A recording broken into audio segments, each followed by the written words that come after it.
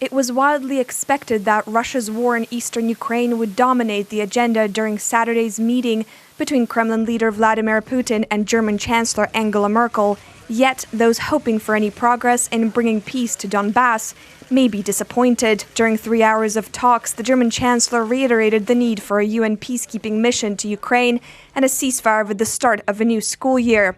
So far, despite numerous ceasefire agreements, lasting peace has not been achieved. Between January and July this year, 161 civilian casualties were recorded. This is according to the OSCE, the only international organization monitoring the conflict.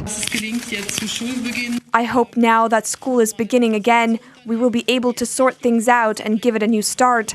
We're also going to talk about a possible UN mission that could play a role in the preparations for peace. Germany is willing to take its share of responsibility within the Normandy format.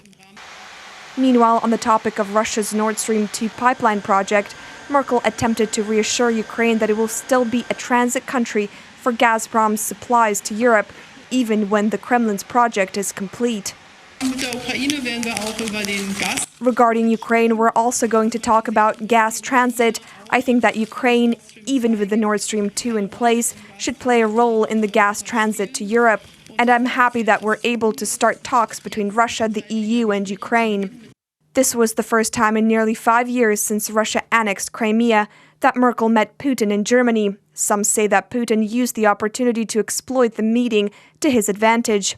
He attended the wedding of Austria's Foreign Minister Karin Kneißl. She was appointed to her job by the far-right Freedom Party, which has links to Putin's party.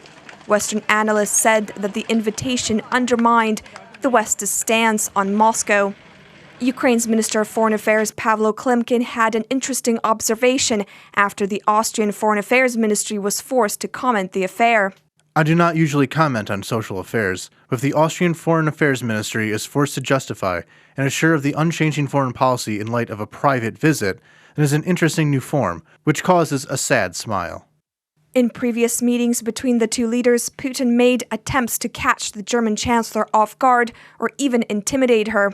In 2007, the Kremlin leader called his black lab into the room with Merkel. Reportedly, she fears dogs. Later, according to The New Yorker, she interpreted his behavior as following: "I understand why he has to do this, to prove he's a man. He's afraid of his own weakness. Russia has nothing, no successful politics or economy. All they have is this." Despite condemnation from some European corners, it appears the political force behind the Nord Stream 2 pipeline project may be too much for opponents to overcome.